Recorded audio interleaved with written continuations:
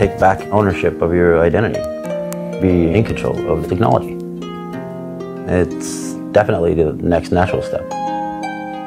People think more on, okay, what is my value? Why aren't I getting a cut? You can sell your data, which makes up a lot of value. Thank you. My name is Johan Esteland, and I do implants for humans. Tech goes into the body to enhance and optimize. Chip implants are tiny glass capsules with circuitry in them. You put it under your skin, it can pretty much replace anything you have in your wallet. Bundling them up gets you an edge if you're a bit forgetful. Smart integration is the future of technology, and it's awesome. What makes them important for us is owning the digital identity.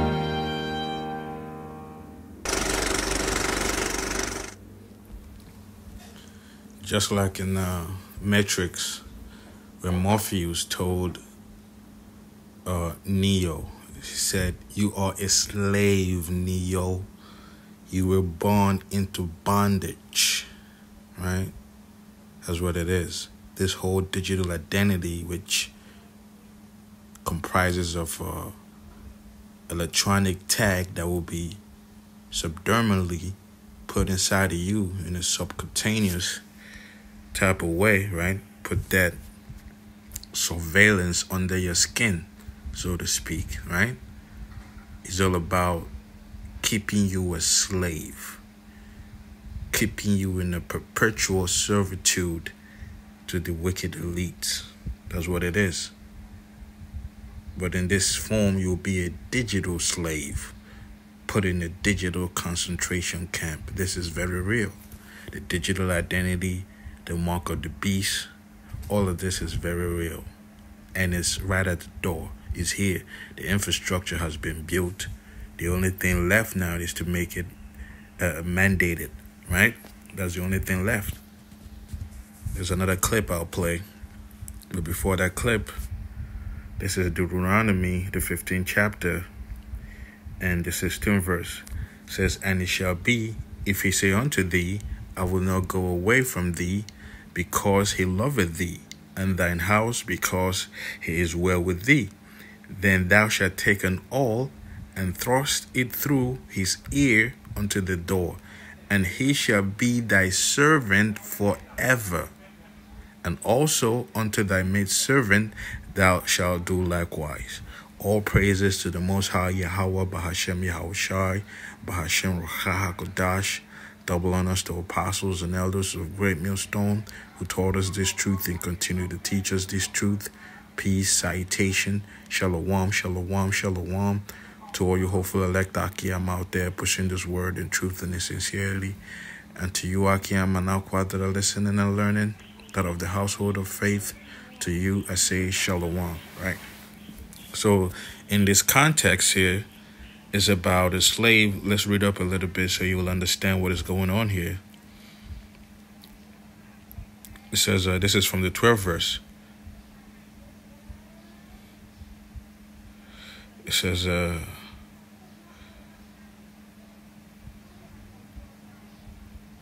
okay, let's see from the 11th verse. It says, "For the poor shall never cease out of the land, therefore I command thee, saying," so this is the law that was given to Moses by the Most High Power, Yahweh Ba'ashem Yahushai, the God of Israel, right? So this is one of the commandments that was given unto him. The 11th verse, it says, "For the poor shall never cease out of the land, therefore I command thee, saying, thou shalt open thine hand wide unto thy brother, to thy poor, and to thy needy in thy land." The 12th verse, And if thy brother, an Hebrew man or an Hebrew woman, be sold unto thee, and serve thee 6 years, then in the 7th year thou shalt let him go free from thee. It says, "And when thou sendest him out free from thee, thou shalt not let him go empty. Thou shalt furnish him liberally out of thy flock, out of thy floor, and out of thy winepress of thy of that wherewith the Lord thy power hath blessed thee, thou shalt give unto him.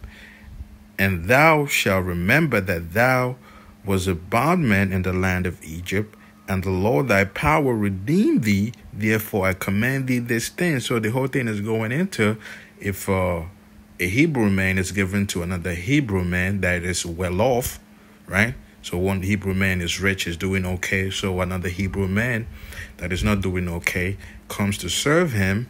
He should allow that to happen.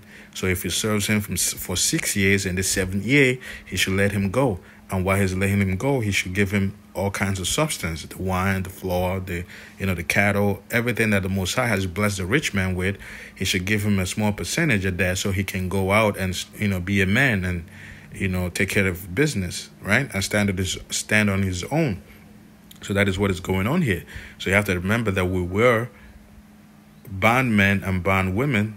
Bondmen and bondwomen just mean slaves in Egypt. So remember how the Most High saved us out of our captivity in Egypt. So have that type of mentality to help out your brother that is in need and poor, right? So that's a context that's going here. So here's the point now. It says in the 16th verse, it says, and it shall be, if he say unto thee, I will not go away from thee, because he loveth thee, and thine house, because he is well with thee. Then thou shalt take an awl, and thrust it through his ear unto the door, and he shall be thy servant forever. And also unto thy maidservant thou shalt do likewise. So that awl that you thrust into the ear to make him, like anybody that see him will know that, okay, this is my servant. That is if the servant after the 7th year, on the 7th year, he doesn't want to go and live on his own with the substance you will give him. He wants to be your servant forever. So this is where you would put that mark of servitude on his ear, in his ear, thrust it through his ear. So that's the oral right there. But this, what the wicked elite are doing is kind of like this, but they're doing it digitally. So that RFID chip, the chip that they will put inside of you is that mark of servitude. You will be their slave forever. That is what it is. So let's get the meaning of the word all here. So this is what it's all about. The wicked elites, they do their due diligence. They understand this whole thing. So if you willingly accept this chip, guess what? It says all borrowing instrument, right? And in this contest, in this new age, that will be your the machine. Then what is it called? The Carax. It's known as the Carax, that the needle that they will use to put the chip inside of you. That is their borrowing instrument. So the chip they'll put it in that needle. And there's a name for that, man. It escapes me right now, but they will now put it inside of you. That is their borrowing instrument. Like you seen in the clip we saw earlier, you see those people taking that chip inside of their arms, right? That's what it is. That is their borrowing instrument that they will put through your skin, right? It says an all. You get the idea. It says an all is so called from its borrowing root, to make a whole. That's what it is. So that's what we just saw right now. So the wicked elites are looking to make you a perpetual slave, keep you in bondage. So you've been serving the wicked elite, whether you know it or not. Go back to the statement I read earlier about Morpheus telling Neo in Matrix, you are a slave, Neo. You were born into bondage, right? So now they're looking to make it a digital thing, in the sense that they will put that charagma, which is the mark of the you-know-what, inside of you and keep you a perpetual slave, a digital confinement forever. Everything you do will be accessed, right? They will have an access to all that you do. They call it part of the fourth industrial revolution.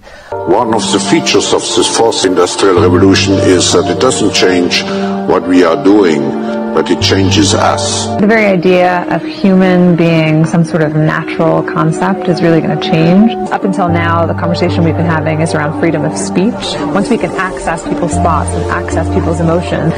The focus, as all of you know today, is on what's now called the Internet of Bodies, involving medical implants and other kinds of devices that go inside your body and all together with the Internet as a whole comprise the Internet of Bodies. The Internet of Bodies, or IOB, is actually an ecosystem. It's a bunch of devices that are connected to the Internet that contain software and that either collect personal health data about you or can alter the body's function. We think of the Internet of Bodies as this collection of all these devices as well as all the data that the devices are gathering about. I mean, listen carefully to what she just said. It's either this Internet of Bodies can collect all the information about you, or it will alter your body's function. To what extent? To what extent can this thing alter your body function? To drop suddenly, right? To, mess with your mind? Like how? How exactly are they going to do this, right? So you have to really, really hone in on what she's saying, man. This is insane. That they will have this thing that will alter your body function. How? Stop your heart from beating? Could that be part of it? Because that's part of your body's function. The heart beating you, right? Your liver, your brain, your thought process, all of this are your body functions, right? You get warm, you get cold, you get, all of this are your body's functions. The blood that is pumping throughout of you, being able to take a piss, all of that are your body's functions. Being able to digest food, you see? So what exactly is she saying? So this is why you cannot just, because something, technology, just go ahead and take it. Oh man, it's a new technology, everybody's doing it. Have to be very careful. Because they might tell you about it in a cunningly devised fable, right? They might tell you about it in a very cunning way, but you have to read through the lines, so to speak, right? And in healthcare, it's Internet of Bodies has been around for quite a while. So the Internet of Bodies, imagine the power of AI. What is artificial intelligence? It's a way to automate computation and cognition. So we can now automate learning, perceiving, doing computation. It's a pervasive general purpose technology that will be used in all of our industries, that will come into our professional networks, our private networks, our schools, our industries and our offices. What I wanted to epitomize with the Internet of Bodies is this notion that we will be under assessment, we will be under measure of computation in every aspect of our lives in the future. From what you eat, who you date, what you buy on the internet, how much energy you use, but also what are your vital signs? How well are you doing in terms of health? What kind of specific genetic quirks do you have? What's your genome telling about your health, about your mental health, about how well you are doing, how well you are aging, what kind of disease you are susceptible to? It has a bit of an Orwellian twinge to it. Well, not a little bit. There is a whole lot of Orwellian twinge to it, right? It's all about total control. You have to control who you date. She was listing everything. Who you date, what you eat, your body, all of that. See? So it's heavily Orwellian. But that's what happens when the lunatics are running the asylum. This is what they come up with. To them, this is advancement. This is evolution. This is revolutionary. This is the best time to be human. This bullshit that they're selling to you, right? And if you're weak-minded, you would just go along and trust them to do this thing, right? But you're not supposed to. You're not supposed to.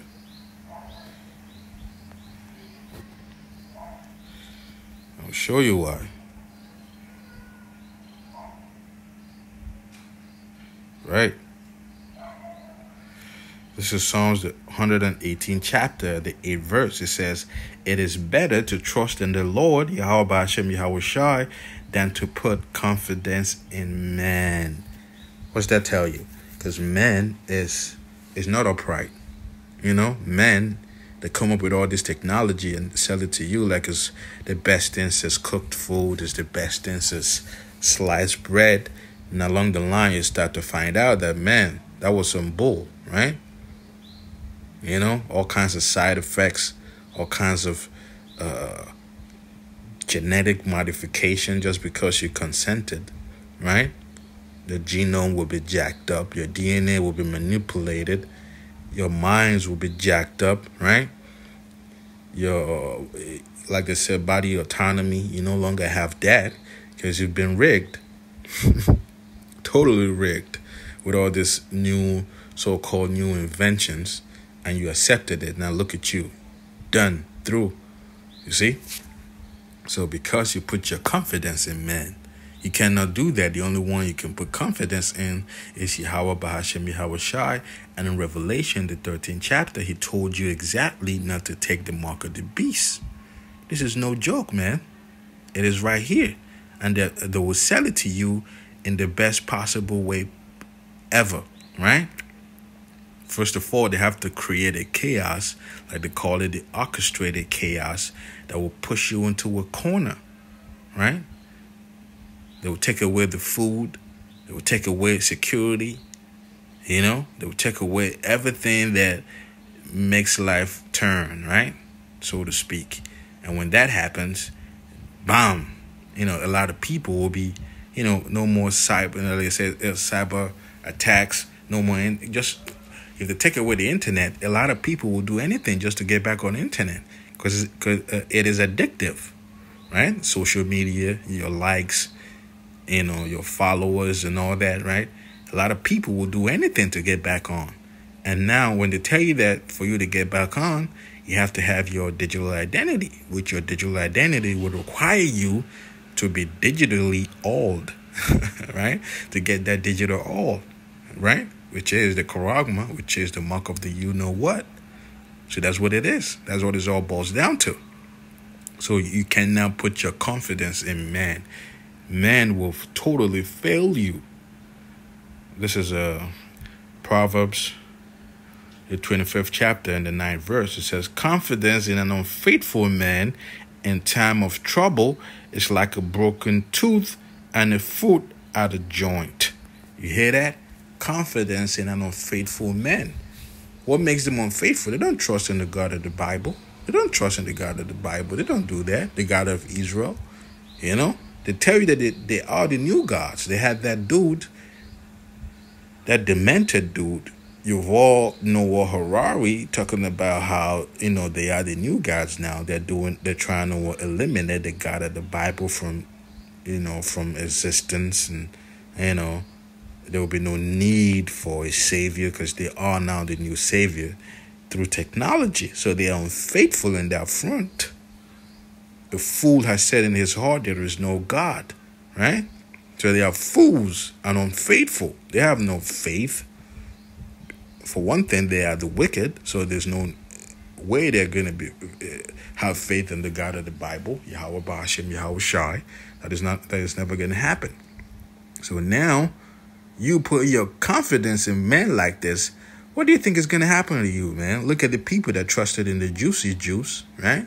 The people that trusted in the arm candy, you know, that told you that, oh man, it is safe, it is effective, you know, all you got to do is just stretch out your arm and, you know, that's it. Now, years later, people are beginning to find out they were sold some bull crap, you know? They're all jacked up, people dropping like flies, you know, at the prime of their youth. You see what I'm saying? What happened is that you put confidence in unfaithful men. You see? So it's confidence in unfaithful men in time of trouble, Jacob's trouble, the trouble that is about to befall the whole world, the hour of temptation, right? Because now here it is, you don't have no food to eat, you don't know where to get your food from, and somebody offers you a chip. All you have to do is pull out your arm, and they will put this chip inside of you, and wham bam, you have food again. You have electricity again, your water is running again, right? So you go ahead and trust in a man like that because this is a time of trouble and you're looking for ease. That is a sure way to fuck yourself up. Excuse my French, right? It's like a broken tooth. You know what a broken tooth is? It hurts. Your tooth is broken. It's like, damn, it hurts, man. And it takes everything out of balance. Your whole mouth will be all jacked up. You can't even eat right. You can't chew right, right? And a foot out of joint, man. Do I have to explain that, man? Your foot out of joint is like, man, that's one of the, just like the tooth, it hurts and you'll be off balance. You see, that what happens when you put your confidence in these guys that bring in this Orwellian type dystopian future to pass, right? Once you trust in them, guess what? You will be messed up. You will be messed up. Let's get another scripture.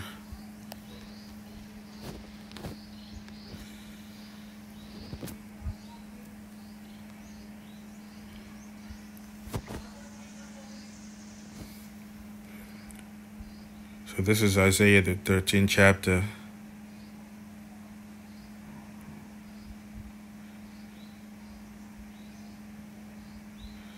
And the 13th verse.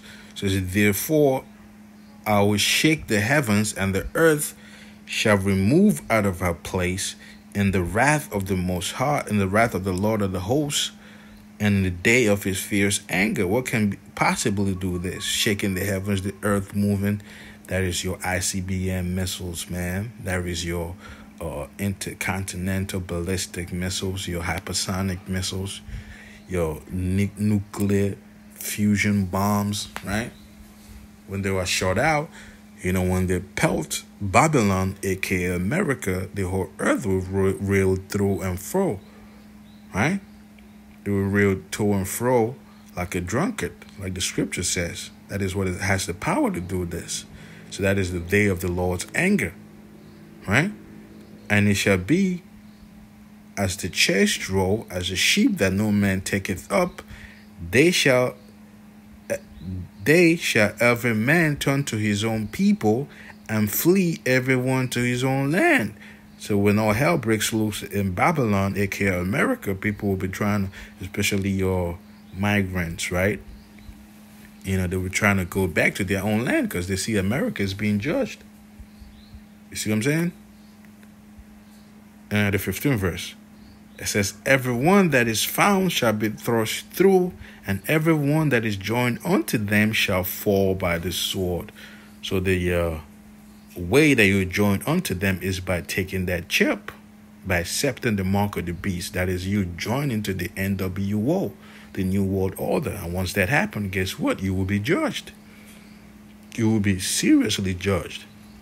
It says at the 16th verse, their children also shall be dashed in pieces before their eyes. Their houses shall be spoiled and their wives ravished. So this is all that will be happening in these latter days.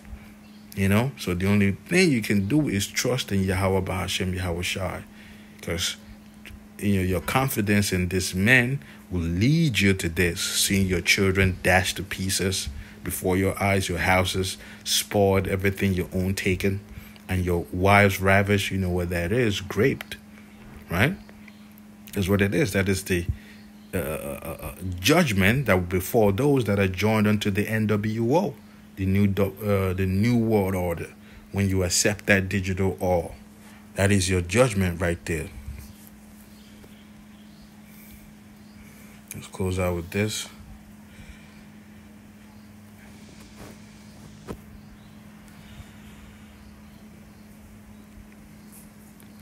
So this is Revelation, the 3rd chapter and the 10th verse.